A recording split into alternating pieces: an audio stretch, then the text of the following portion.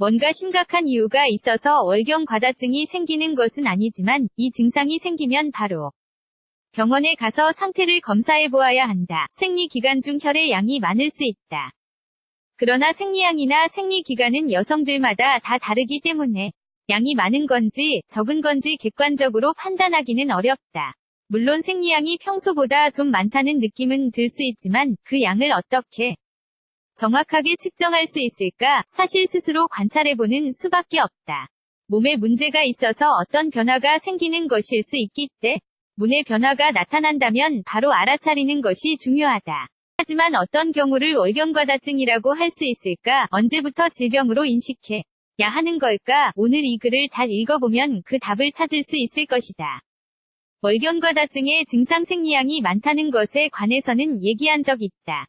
생리대를 바꾸는 빈도, 그러니까 1시간에 한 번씩 생리대를 바꿔야 한다면 월경과다증일 확률이 높다. 우리가 밤에 자는 동안 양이 많다 해도 이 증상에 주의를 기울여야 한다. 월경과다증이 있는 경우 보통 생리기간이 7일 이상 지속될 것이다. 보통 생리기간이 일주일 정도라고 알려져 있다. 이 기간을 넘는다면 신경을 써야 한다. 생리기간 내내 매일 생리양이 같다면 더 특별히 신경 써야 한다. 정말 만성적으로 피곤하거나 질식하는 듯한 느낌이 들 수도 있다. 그리고 이 질병이 있는 여성들이 빈혈이나 비슷한 다른 질환을 겪는다는 점이 결코 이상하지 않다. 월경과다증의 원인 월경과다증이 생기는 원인은 사실 매우 다양하다. 따라서 진단과 치료 방법도 매우 복잡할 수 있다. 하지만 다음과 같은 사항을 중요하게 확인해야 한다.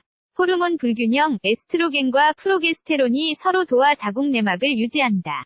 하지만 불균형 상태가 되면 자궁내막이 너무 넓어져 생리양이 많아질 수 있다. 난소 기능장애, 이상하게 들릴 수도 있겠지만 배란을 하지 않아도 생리가 생길 수 있다. 배란이 되지 않은 상태에서 생리가 시작되고 월경과다증이 생길 수 있다. 폴립, 양성낭종으로 혈액을 흡수하거나 혈액을 더 많이 생성한다.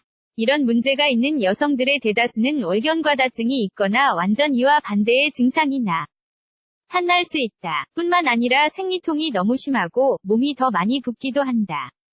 자궁근종, 자궁근종이라는 표현에서 알 수 있는 것처럼 자구에서 발견되는 근종으로 양성이다.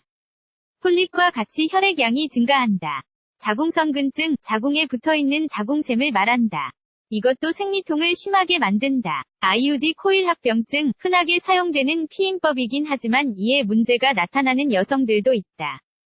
암, 가장 무서운 경우긴 하지만 동시에 가장 드문 경우이기도 하다.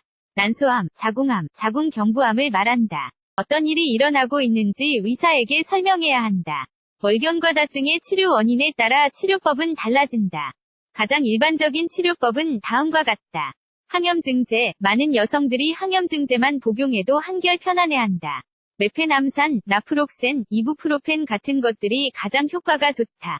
IUD 코일 배치, 호르몬을 방출시켜주는 기구인데 위에서 언급한 IUD 관련해서 어떤 문제가 있는 여성들에게 효과적이다.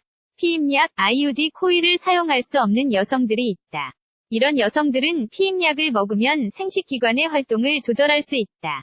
트라넥사미게시드, 혈액을 응고시키기 때문에 생리양이 감소된다. 그렇게 희석되지 않기 때문에 그렇게 불편하지 않을 것이다. 수술, 폴립, 유착, 악성종양의 경우에는 수술로 치료한다. 빠른 제거가 가장 좋은 방법이다.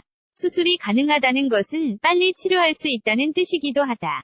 월경과다증이 있으면 뭔가 심각한 거 아닐까 하는 걱정을 하게 되긴 하지만 사실 그렇게 심각하게 걱정을 해야 하는 것은 아니다. 병원에 가서 원인을 제대로 진단하고 그에 맞는 방법으로 치료하면 된다. 그리고 평소에 주기적으로 산부인과 검사를 받는 것이 중요하다.